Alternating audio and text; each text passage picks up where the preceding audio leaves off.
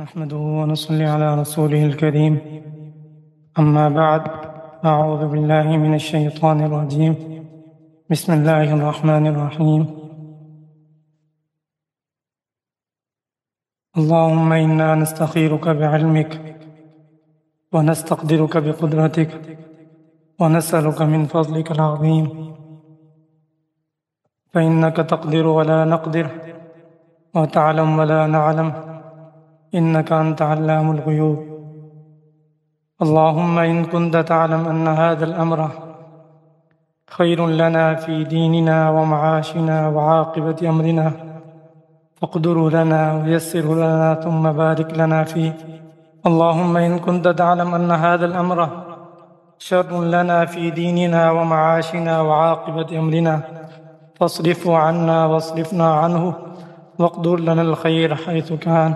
ثم ارضني به يا أرحم الراحمين أعوذ بالله من الشيطان الرجيم بسم الله الرحمن الرحيم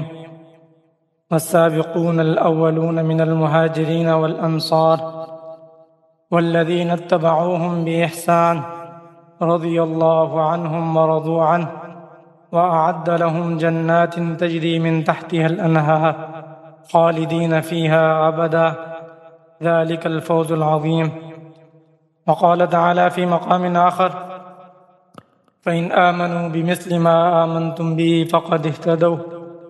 وإن تولوا فإنما هم في شقاق فسيكفيكهم الله وهو السميع العليم عن أنس بن مالك رضي الله تعالى عنه قال قال رسول الله صلى الله عليه وسلم أرحم أمتي بأمتي أبو بكر وأشدهم في أمر الله عمر وأصدقهم حياء عثمان وأعلمهم بالحلال والحرام معاذ بن جبل وأفرزهم زيد بن ثابت عن أنس بن مالك رضي الله تعالى عنه قال قال رسول الله صلى الله عليه وسلم أرحم أمتي بأمتي أبو بكر وأشدهم في أمر الله عمر وأصدقهم حياء عثمان بن عفان وأعلمهم بالحلال والحرام معاذ بن جبل وأفرزهم زيد بن ثابت وأقرأهم أبي بن كعب ولكل أمة أمين وأمين هذه الأمة أبو عبيدة بن الجراح أو كما قال عليه الصلاة والسلام میرے واجب القدر بھائیوں دوستوں بزرگوں آپ سب کا بہت بہت شکریہ کہ آپ مدرسہ سیدنا زید بن ثابت رضی اللہ تعالی عنہ کی طرف سے منتخب کردہ بسلسلہ تعارف صحابہ کے ضمن میں حضرت سیدنا زید بن ثابت رضی اللہ تعالی عنہ کی متعلق محاضرے میں شریک ہوئے یہ اللہ تعالیٰ کا لاکھ لاکھ شکر ہے کہ اللہ تبارک و تعالیٰ نے ہمیں پیارے آقا مدنی صلی اللہ علیہ وسلم کی امت سے بنایا، پھر پیارے صحابہ کرام رضوان اللہ علیہم اجمعین کے ساتھ قلبی تعلق نصیب فرمایا۔ قرآن کریم کی سینکڑوں آیات ایسی ہیں کہ جن پر مستقل اللہ تبارک و تعالیٰ نے خاص طور پر صحابہ کرام رضوان اللہ علیہم اجمعین کے فضائل اس میں بیان فرمائے ہیں۔ الگ الگ مقامات پر، مختلف جگہوں پر، مختلف صورتوں پر کسی نہ کسی طریقے سے صحابہ کرام رضوان اللہ علیہم اجمعین کی خوبی کا ذکر فرمایا، یہاں تک کہ یہ کہہ دیا فَإِنْ آمَنُوا بِمِثْلِ مَا آمَنْتُمْ بِهِ فَقَدِ اهْتَدَوْا کہ تمہارا ایمان اور تمہاری توحید، تمہاری رسالت پر ایمان لانا یہ تبھی معتبر ہو سکتا ہے جب تم ان لوگوں کی طرح ایمان لاؤ جس طرح صحابہ کرام رضوان اللہ علیہم اجمعین ایمان لائے ہیں۔ صحابہ کرام کا ایمان پوری امت کے لیے کسوٹی بن گیا، تو اپنے معیار کے اندر، اپنے ایمان کے اندر وہ اللہ تعالیٰ کے سامنے اتنے زیادہ پاک صاف ہو گئے کہ باقی امت، پوری امت کے لیے اللہ تعالیٰ نے ان کو کسوٹی بنا لیا کہ اگر کسی مسلمان کا ایمان صحابہ کرام رضوان اللہ علیہم اجمعین کے ایمان کی طرح ہے تو وہ پکا مسلمان ہوگا، اگر کسی کا ایمان صحابہ کرام رضوان اللہ علیہم اجمعین کے ایمان کی طرح نہیں ہے تو اس کو اپنے ایمان کی خبر لینی چاہیے، کہیں اس میں کوئی کھوٹ تو نہیں ہے۔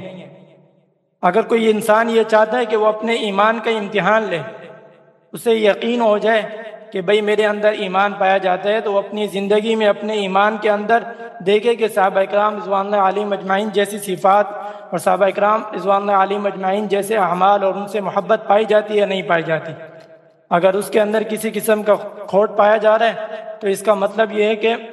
ہمارے ایمان کے اندر کمی پائی جا رہی ہے۔ آج ہم جس صحابی اور پیارے صحابی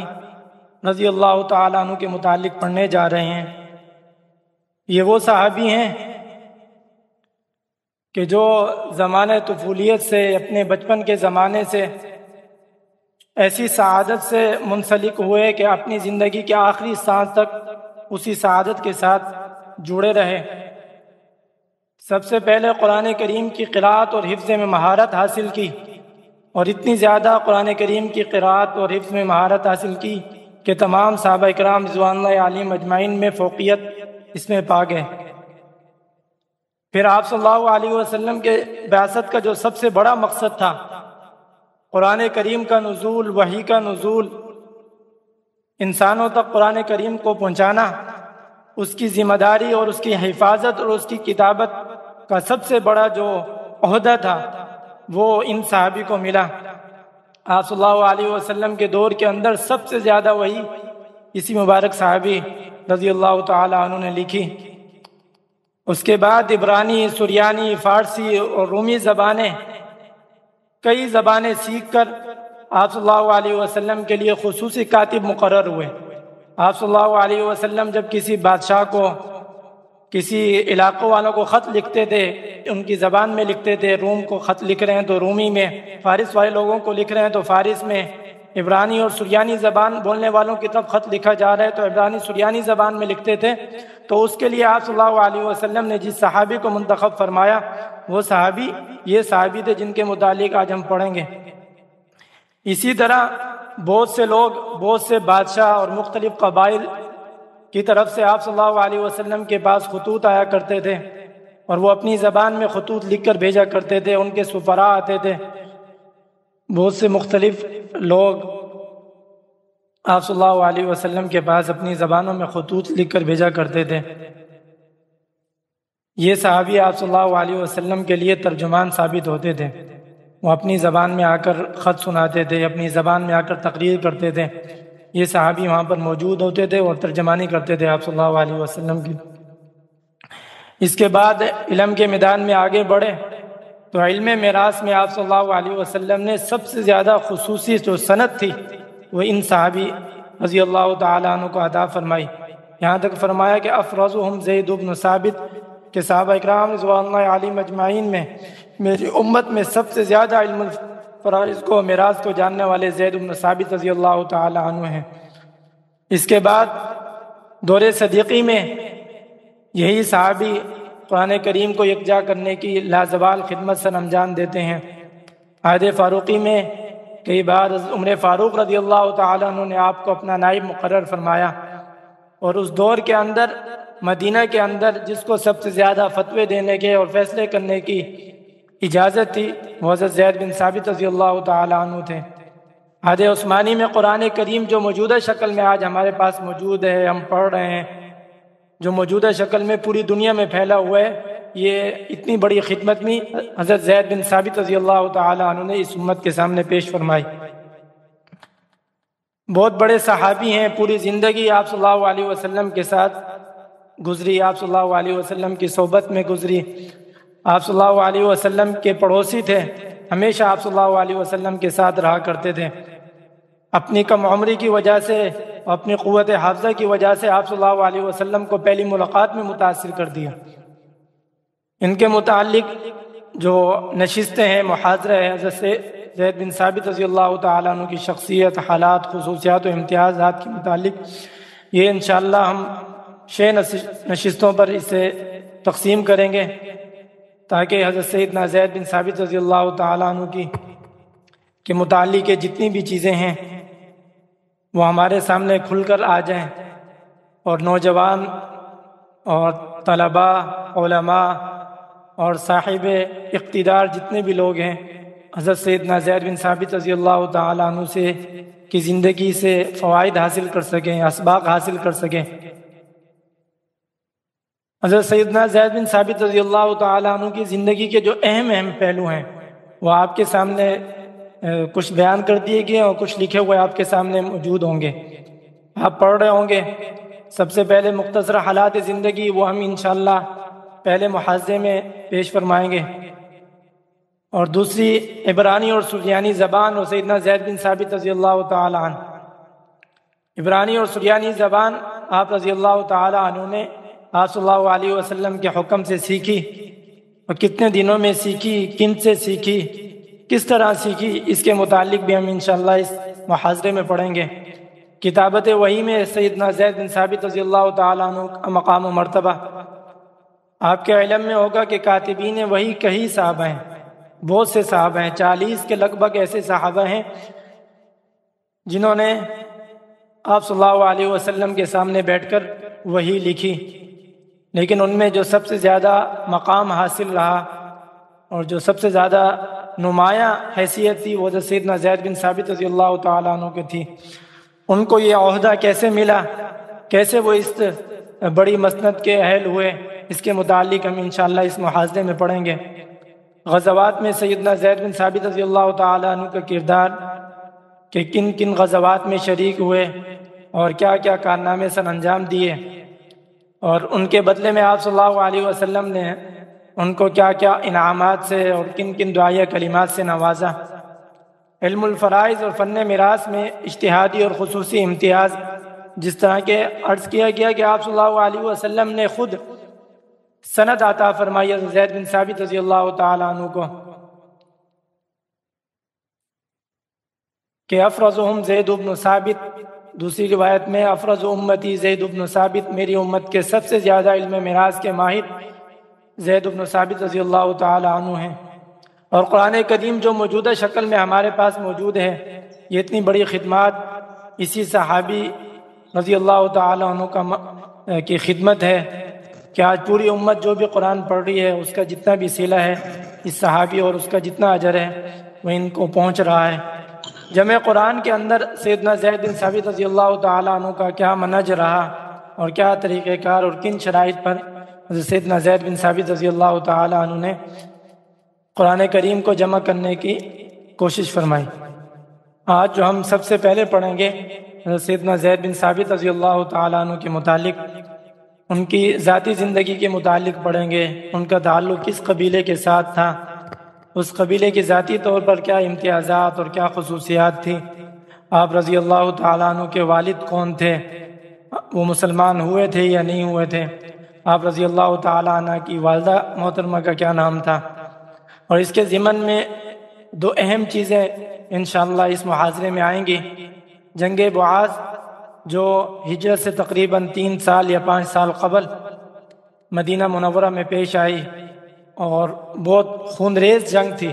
اس جنگ کا کیا پس منظر تھا اور اس میں کیا کیا کاوشیں ہوئیں اور اس کی وجہ سے اسلام کو کیا کیا انعام کے لیے اس میں خوبیاں پیدا ہوئیں، تو وہ بھی انشاءاللہ آ جائے گا۔ حضرت سیدنا زید بن ثابت رضی اللہ تعالیٰ عنہ کا پورا نام زید بن ثابت بن ضحاک بن زید بن لوزان بن عمر بن عوف بن غنم بن مالک بن نجار الانصاری الخزرجی رضی اللہ تعالیٰ عنہ ہیں۔ آپ رضی اللہ تعالیٰ عنہ کے والد کا نام ثابت ہے اور آپ کی والدہ کا نام نورہ بنت مالک ہے۔ آپ رضی اللہ تعالیٰ عنہ کے جو والد ہیں ثابت، ان کا انتقال اور یہ قتل کر دیے گئے تھے جنگ بعاث میں، اسی کے ضمن میں جنگ بعاث کا تذکرہ بھی آئے گا۔ آپ کی والدہ کا نام نورہ بنت مالک ہے، یہ صحابیہ ہیں، انہوں نے آپ صلی اللہ علیہ وسلم کے ہاتھ پر بیعت کی، مسلمان ہوئی، اور احادیث مبارکہ کی کتب کے اندر ان کا نام بھی موجود ہے، ان کی روایات بھی موجود ہیں، انہوں نے آپ صلی اللہ علیہ وسلم سے کئی روایات نقل فرمائی ہیں۔ آپ کا جو تعلق ہے وہ بنو نجار کے ساتھ ہے۔ مدینہ منورہ میں 2 قبائل بہت زیادہ مشہور تھے، نمبر 1 اوس اور نمبر 2 خزرج۔ خزرج قبیلے کی ایک شاخ تھی جس کا نام تھا بنو نجار، اس بنو النجار کا آپ صلی اللہ علیہ وسلم کے ساتھ بڑا گہرا تعلق تھا، جدی پشتی تعلق تھا، کیونکہ آپ صلی اللہ علیہ وسلم کی جو پردادی تھی جناب عبداللہ بن عبد المطلب کی دادی، حضرت عبد المطلب کی والدہ اور سید ہاشم کی اہلیہ محترمہ کا نام تھا سلمہ بنت عمر، یعنی آپ صلی اللہ علیہ وسلم کی پردادی۔ آپ صلی اللہ علیہ وسلم کے جد ثانی، جد اول عبد المطلب ہیں، جد ثانی ہاشم ہیں، ان کی جو اہلیہ تھی ان کا نام تھا سلمہ بنت عمر۔ اس سلمہ بنت عمر کا تعلق بنو النجار کے ساتھ تھا، وہ بنو النجار کے قبیلے سے تھی، اور سلمہ بنت عمر ہی سے عبد المطلب کی ولادت ہوئی۔ جناب عبد المطلب سے پھر حضرت عبداللہ پیدا ہوئے، حضرت عبداللہ سے پیارے آقا صلی اللہ علیہ وسلم کی ولادت ہوئی۔ تو سیدنا زید بن ثابت رضی اللہ تعالی عنہ کا تعلق بھی اسی قبیلہ بنو النجار کے ساتھ تھا، یعنی آپ صلی اللہ علیہ وسلم سے ان کا خاندانی طور پر بھی بہت گہرا رشتہ تھا۔ ایک صحابی کے لیے، ایک مسلمان کے لیے ایمان کے بعد جو سب سے بڑی خصوصیت ہے اور سب سے بڑا جو امتیاز ہے وہ یہ ہے کہ وہ آپ صلی اللہ علیہ وسلم کے خاندان کا ہو، اس کا تعلق آپ صلی اللہ علیہ وسلم کے نسب کا ہو، کیونکہ آپ صلی اللہ علیہ وسلم کے نسب سے جو بھی جڑ گیا اس کا مطلب یہ ہے کہ وہ اعلیٰ صفات کا حامل ہوگا، ان کی پوری نسل پاکیزہ ہوگی، ان کے اندر کسی طرح کی شیطانیت اور کسی طرح کی زنا اور اس طرح کی بری صفات نہیں پائی جاتی ہوں گی۔ آپ صلی اللہ علیہ وسلم کا ارشاد گرامی ہے کہ میری جو پوری نسل ہے اس کے اندر کہیں بھی زنا نہیں ہے۔ آپ صلی اللہ علیہ وسلم کا پورا نسب پاک اور صاف ہے، زنا سے بالکل پاک صاف ہے۔ تو جس صحابی کا تعلق آپ صلی اللہ علیہ وسلم کے قبیلے کے ساتھ جڑ گیا تو گویا کہ وہ بھی نجیب الطرفین ہو گیا، آپ صلی اللہ علیہ وسلم کی وجہ سے بھی اور آپ صلی اللہ علیہ وسلم کے نسلی تعلق کے اندر جو شرافت ہے اور جو پاک بازی ہے اس کے اندر بھی وہ شریک ہو جاتا ہے۔ اور کیونکہ یہ انصار میں سے تھے، مدینہ کے صحابی تھے، اور انصار کے متعلق تو آپ صلی اللہ علیہ وسلم نے خود فرمایا حب الانصار من الایمان، کہ انصار سے محبت کرنا ایمان کی علامت ہے۔ اگر کسی انسان کو، کسی مومن کو اپنے ایمان کی پرکھ کرنی ہے تو وہ دیکھے کہ اس کے دل میں انصار صحابہ کرام رضوان اللہ علیہم اجمعین کی محبت ہے یا نہیں۔ اگر محبت ہے تو اس کا مطلب یہ ہے کہ اس کا ایمان اس کے اندر موجود ہے۔ بنو النجار کی ایک خصوصیت تو یہی تھی کہ آپ صلی اللہ علیہ وسلم کے ساتھ ان کا نسبی تعلق تھا۔ آپ صلی اللہ علیہ وسلم کے جد ثانی ہاشم کی اہلیہ، عبد المطلب کی والدہ اور عبداللہ کی دادی اور آپ صلی اللہ علیہ وسلم کی پردادی اسی قبیلے سے تھی۔ اس کے علاوہ بھی آپ صلی اللہ علیہ وسلم نے احادیث مبارکہ میں بہت اچھے طریقے سے بنو النجار کا تذکرہ فرمایا ہے۔ صحیح بخاری کے اندر آپ صلی اللہ علیہ وسلم کا ارشاد ہے، آپ صلی اللہ علیہ وسلم فرماتے ہیں کہ انصار کے قبائل میں سے بہترین جو قبیلہ ہے، سب سے پہلے جس کا مرتبہ ہے وہ بنو النجار کا ہے، اس کے بعد بنو عبد الاشہل ہے، اس کے بعد بنو الحارث ابن خزرج ہیں، اس کے بعد بنو ساعدہ ہیں، اور انصار کے جتنے بھی گھرانے ہیں اور جتنے بھی شاخیں ہیں ان سب میں خیر ہے، لیکن ان سب میں سب سے بہتر اور سب سے اچھا تعلق اور سب سے اچھا گہرا جس کے اندر خیر ہے وہ بنو النجار کی۔ تو آپ صلی اللہ علیہ وسلم کے ارشاد گرامی بھی اب تک موجود ہیں، صحیح حدیث مبارکہ یہ روایت ہے کہ آپ صلی اللہ علیہ وسلم نے بنو النجار کا تذکرہ خیر فرمایا۔ تو اس کا مطلب یہ ہوا کہ حضرت سیدنا زید بن ثابت رضی اللہ تعالی عنہ بہت اعلیٰ خاندان سے تعلق رکھتے تھے، ان کی ذات کے اندر بہت اعلیٰ صفات تھی۔ آپ رضی اللہ تعالی عنہ کے والد، جس طرح عرض کیا گیا کہ وہ مسلمان نہیں تھے، جنگ بعاث میں ان کا انتقال ہو گیا تھا۔ جنگ بعاث کیا ہے؟ مدینہ منورہ کے ایام جاہلیت کے اندر جو یہ دو بڑے قبیلے تھے، اوس اور خزرج، ان کے درمیان بہت پرانی عداوت اور دشمنی چلی آ رہی تھی، اور یہ عداوت تقریباً 120 سال تک محیط رہی۔ 120 سال تک ان کے آپس میں بڑی سخت قسم کی لڑائیاں اور جنگیں ہوئیں، خون ریزیاں ہوئیں، کبھی اوس غالب آتے تو کبھی خزرج غالب آتے۔ ہجرت سے تقریباً 5 سال قبل، حافظ ابن حجر رحمہ اللہ دوسری روایت میں فرماتے ہیں کہ 3 سال قبل جنگ بعاث ہوئی کہ جس کے اندر خطرناک طریقے سے خون ریزی ہوئی اور بڑے بڑے سردار، اوس کے بڑے بڑے سردار اور خزرج کے بڑے بڑے سردار اس میں قتل ہوئے۔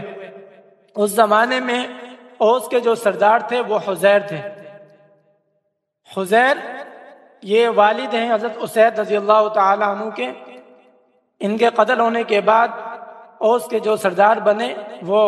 اسید رضی اللہ تعالی عنہ تھے، اور پھر اسید رضی اللہ تعالی عنہ حضرت مصعب بن عمیر رضی اللہ تعالی عنہ کے ہاتھ پر مشرف با اسلام ہوئے، اور پھر اس کے بعد پورا قبیلہ اوس مسلمان ہو گیا۔ تو حزیر اس قبیلے کے سردار تھے، اور خزرج کے جو سردار تھے ان کا نام تھا عمرو بن نعمان، عمرو بن نعمان۔ تو خزرج کے سردار بھی اوس کے سردار بھی یہ دونوں اس جنگ میں قتل ہو گئے،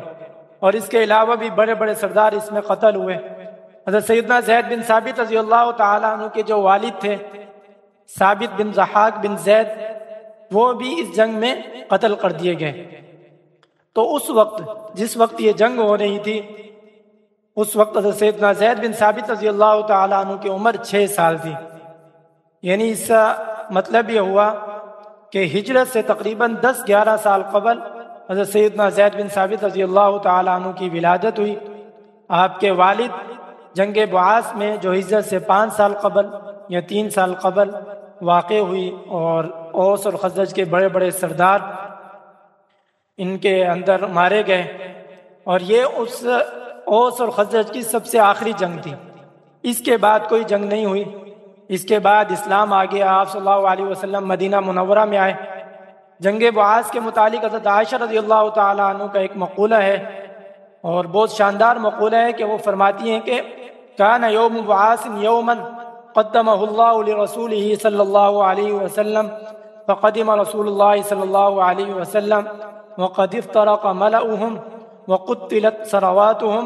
وجرحوا قدمہ اللہ لرسولہ صلی اللہ علیہ وسلم فی دخولہم فی الاسلام۔ حضرت عائشہ رضی اللہ تعالی عنہ فرماتی ہیں کہ جنگ بعاث کا جو دن یہ طے ہوا، یہ اللہ تعالیٰ نے جو پہلے اس کو مقرر فرمایا، یہ خصوصی طور پر آپ صلی اللہ علیہ وسلم کے لیے پیش کیا،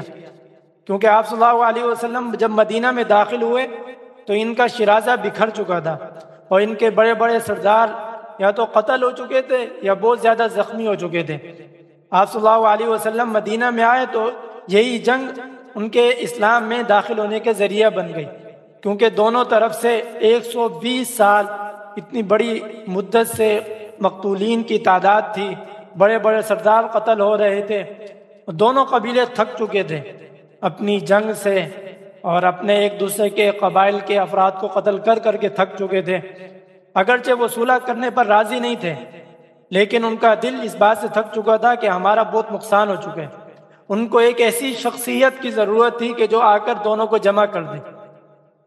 اور ان کو وہ شخصیت نہیں مل رہی تھی۔ اسی دوران آپ صلی اللہ علیہ وسلم کی بعثت ہوئی،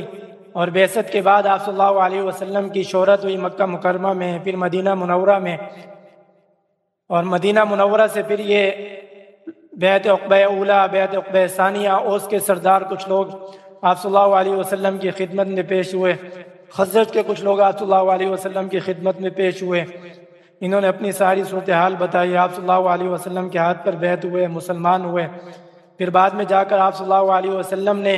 اپنے مبلغان کو بھیجا، مصعب بن عمیر رضی اللہ تعالی عنہ اور عبداللہ ابن مکتوم رضی اللہ تعالی عنہ کو بھیجا کہ جا کر اسلام کی دعوت دیں، اور ان کے ہاتھوں پر خزرج کے بڑے بڑے سردار بھی مسلمان ہوئے اور اوس کے بڑے بڑے سردار بھی مسلمان ہوئے۔ تو سیدنا زید بن ثابت رضی اللہ تعالیٰ عنہ کے تذکرے کے ضمن اندر جنگ بعاث کا تذکرہ بھی آ گیا، اور جنگ بعاث کا تذکرہ ایک یعنی بعض شر جو ہوتے ہیں وہ